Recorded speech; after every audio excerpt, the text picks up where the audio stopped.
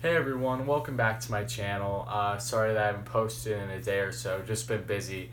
And if you've seen previous videos then you know then I will be a little bit busier starting next week, being back in college and everything, but I will still do my best to post as much content as I possibly can and as quick as I can for that matter. But for today, obviously you clicked on the video because you read the header. I am going to be talking about the Tampa Bay Lightning. That's why I'm wearing my McDonough shirt, and Callahan, the best that I could get when it came to Tampa players, being a Rangers fan, obviously. But so let's really just start off by breaking it down with wow, Tampa Bay has been on a ridiculous run. Their past really 15 games, but overall, if you look at the current state of the team, they are 8-2 in their past 10 games. Before that, they were on a really long winning streak. I believe it was 8 or 9 games, and they have just been killing it. Obviously, they've lost a couple games here and there lately, but they still are playing really solid hockey.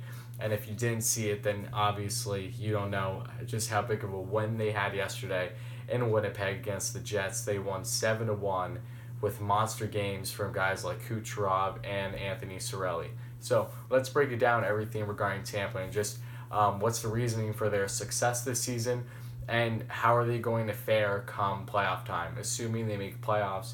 Is this a year where they can make a deep run, or is this another year where things don't go in their favor? And if so, then what changes need to be made? Because I already have some things in mind, and I will share that with you. So, starting off, the Tampa Bay Lightning have played 48 games this season.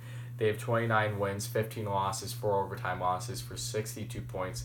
That is good for second in the Atlantic Division, only trailing the Boston Bruins. But given where Tampa was a month ago, it is remarkable just how much better they have been as of late.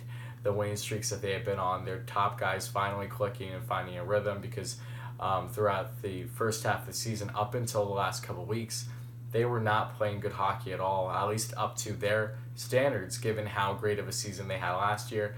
They had the best regular season in NHL history. They had over 60 wins last season. They had a Vezina winner in Andrei Vasilevsky, and they had numerous stars on the team. And with Nikita Kucherov winning the awards, he won as well, having a ridiculous season, led the league in points last season with 128. So everything looks remarkable, but obviously when you look back at last season for Tampa Bay, that'll always be overlooked given how they performed in the playoffs, being swept by the Columbus Blue Jackets, obviously. And since then, I'm sure that they have been pretty shaken. I bet going into the season, they were determined, but also still really disappointed with themselves. And that seemed to show, especially within the first 30-35 games this season. But since then, they have really been rolling, and they are looking like the Tampa Bay of old. So, breaking it down, their goal leader currently is Nikita Kucherov with 20, and last season he had 41. So he's on pace to, if not get 40, then definitely get in the 30 to 35 range. So that's always good. Right behind him is, and I'm sorry, Kucherov had 22 goals, not 20. The guy who did have 20 was Alex Killorn.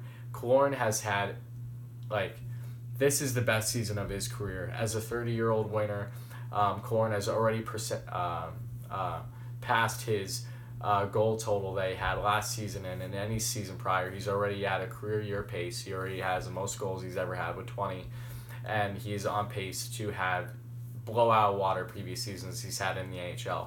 So that was really great to see, especially a guy like him thriving with more playing time, with the lineup being shaken up a little bit differently, especially with guys like JT Miller no longer with the team. So third in goal scoring is Steven Stamkos, and he's tied with Braden Point. They both have 18 goals apiece. Stammer had 45 last season, so it doesn't look like he's going to get there this season. But if he can get close, then that is great, because obviously the season they had last year as a whole was remarkable, but it's better off if, say, they don't necessarily have that good of a season and really charge into playoffs full storm versus, kind of slacking off towards the end of the season, resting guys and getting them out of a rhythm, because I think all those things factored in to Tampa Bay being swept by the Blue Jackets in the first round last season. And then Point had 41 goals last season as well. Point has been unbelievable. I don't really know how to put into words. He has been such a huge part of this Tampa Bay team. He's so young too. I believe he's only 22, 23. And he just signed a new contract this past offseason, being an RFA. But he is going to make things kind of difficult in Tampa Bay's end as long as he continues the pace that he has been on, and it looks like he will be a 80 to 100 point scorer for the entirety of his career, or at least throughout his prime.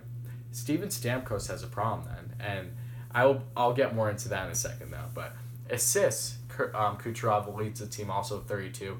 Huge drop off though versus him having 87 assists last season. So he's definitely not going to get to that total. He'll be lucky if he hits 100 points this season as well. So definitely a big drop off. We're looking at 30, possibly 40, or even more points less this season than he had in his ridiculous season he had last season. And also tied with assists is Victor Hedman with 32, and he only had 42 last season, so he is on a great pace. He's definitely going to be in consideration for the Norris Trophy once again. Hedman is, in my opinion, the best or one of the best defensemen in the league, and he always has been since he came in the league. Probably the one of the better all-round defensemen, where he isn't a liability on defense by any means, but he contributes offensively greatly, especially on special teams. And third in assist is Stamkos with 30. So that leaves us with the point totals. Kucherov leads the team with 54. 54 in 47 games isn't looking too hot versus him having 128 and 82 last year. So, and then right behind him is Stamkos with 48 points. The Stammer had 98 points last season, so we'll see if he can get close to that mark, but I doubt it. And then third is Point with 42 points, and he had 92 last season. So another guy who doesn't seem like he'll hit the 90 mark, but as long as he continues this pace, he will get probably 75 to 80 points at least. So, and then let's look at the goaltending. Andrei Vasilevsky, as I said prior, won the Vezina Trophy last year, had over 50 wins, immaculate season for the young goaltender, and has been playing really solid hockey after having a kind of so-so start to the season, along with the rest of this Tampa Bay team.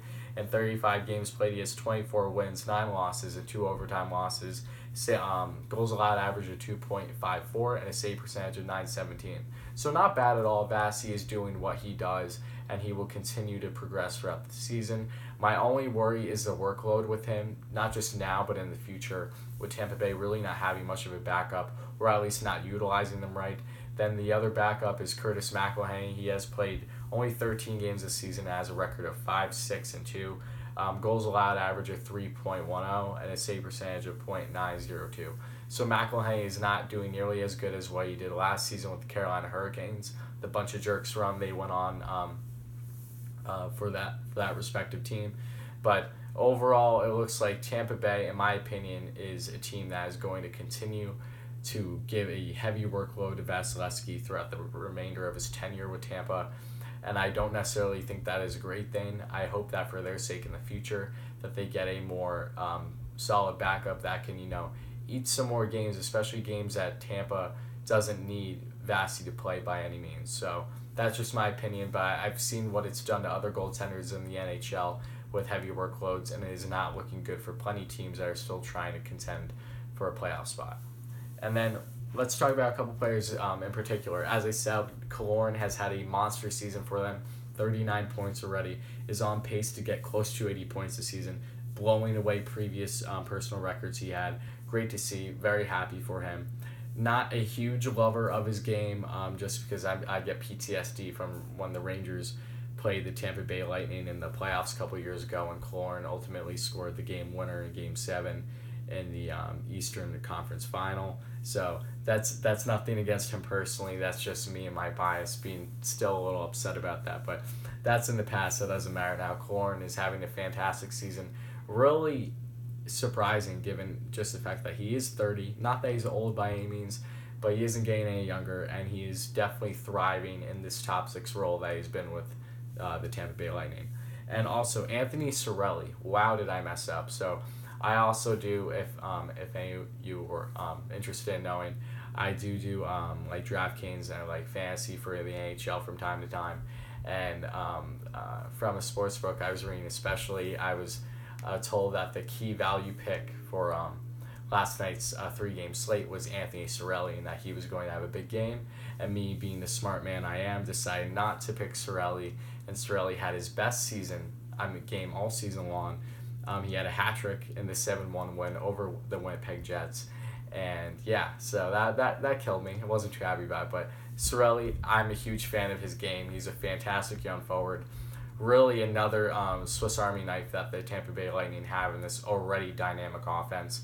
So it's great to see how he is doing and progressing and is on pace to have a career season given the fact that he had only 39 points in over 70 games last season. So he is on pace to really crash that and possibly have a 60-point season. And then also Kevin Shattenkirk, obviously the guy who played with the Rangers past couple seasons.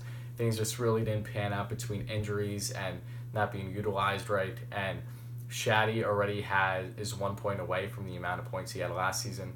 He has 27 on the season already and only had 28 points in over 70 games last season. So I am happy for Shattenkirk. I'm upset with how things went with him and his Rangers tenure, but I understood why the Rangers did what they had to do. And given the Rangers how dynamic they've been on defense on the right side with scoring, the amount of depth they have, it only made sense, honestly. But I'm very happy for Shattenkirk and the limited role he's had with Tampa, signing just a 1-year contract this year to kind of prove himself with Tampa and then put himself out on the market again, see if he can get another decent contract before he really hits the latter years of his career. So that's great to see. He's really doing well for them and is by far the best right-hand defenseman on that team. But now let's talk about some negatives. Now, Mikhail Sergachev, who I'm a big fan of, 25 points on the season, very good dynamic defenseman for the Lightning. I really hope that Tampa continues to play him more. I understand that he's been getting some more playing time when Ryan McDonough is hurt, but overall Sergachev deserves to play in the top 2 defensive lines for this Tampa Bay team throughout the rest of his tenure with Tampa. It's that simple. He's a fantastic two-way defenseman, so dynamic, great skater, can fight too, as we saw not too long ago. I think right around New Year's Eve, I believe. And yeah, no, Sergachev is great. He really is. I'm a huge fan of his, and I hope that he continues to thrive and get more playing time night in and night out for this Tampa Bay team. But more negatives, though. Yanni Gourde has not been playing too great. He only has 19 points on the season, which normally isn't terrible. I understand that this is a very deep Tampa team, so it only makes sense. But given the fact that Yanni had over 60 points 2 seasons ago, had 43 to 45 last season, doesn't even look like he's going to hit 40 this season. We'll see, but I doubt it. So Yanni, I hope the best for him, but it seems that with how Tampa Bay's offense has gotten deeper over the past couple of seasons, his role has become more and more limited. And then another one, Matthew Joseph, who I actually saw the other night play for the AHL because he's currently with the Syracuse Crunch. Yeah, he's one that I'm a big fan of too. I think that there's still plenty of promise there. So fast, like electric fast, fitting that he's on the Lightning. But he hasn't really played all together yet. This was only his sophomore season this year, and he only had 7 points in, I believe, 30 or so games, so they set him down, which made sense. He was struggling, but I hope for his sake that he continues to get things going. But that is just another depth forward who really hasn't lived up to the hype this season, but he is very young and has a promising career ahead of him. And that's all I really have to talk about. Besides that, the right side of the defense worries me a bit on Tampa. I know that they haven't been bad defensively necessarily this season, but if you look at guys like Jan Ruda and also Chernak, and I'm not a fan of Chernak at all. I think that he's a dirty player from a lot of things I've seen him do and get suspended and not suspended for this season. But that's besides the point. Overall, I think him and Ruda aren't anything special on the right side. And then you have Kevin Shattenkirk being arguably their best defenseman, at least in putting up points on that right side, which really isn't great because Shattenkirk isn't by any means a fantastic defenseman. He's obviously known for pitching up in the play and showing his offensive prowess, but you're not going to see much defensively. Their left side looks great, fantastic, but their right side does worry me a bit, and the inexperience, I think, is a bigger problem that I have with them leading into the playoffs.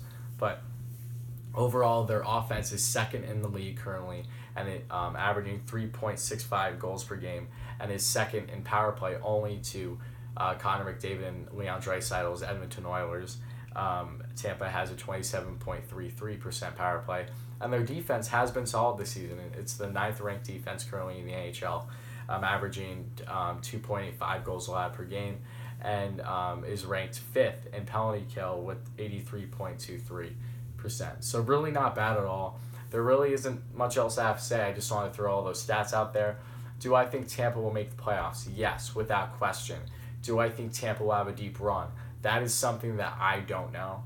A team that I will be talking about in a future video, and I will be talking about as many as I can, but especially the Pittsburgh Penguins, I will talk about them because as of right now, they seem like the biggest threat in the Eastern Conference, and especially if they would match up with Tampa come playing time, I would be very worried if I'm a Tampa Bay Lightning fan because Pittsburgh has been on a ridiculous run with the amount of injuries they have, and now that they have Crosby back, the sky seems like the limit for them. But Tampa Bay, they have all the weapons. Now it's just a matter of putting them all together. They need to have a better run than what they did last year. That was so disappointing.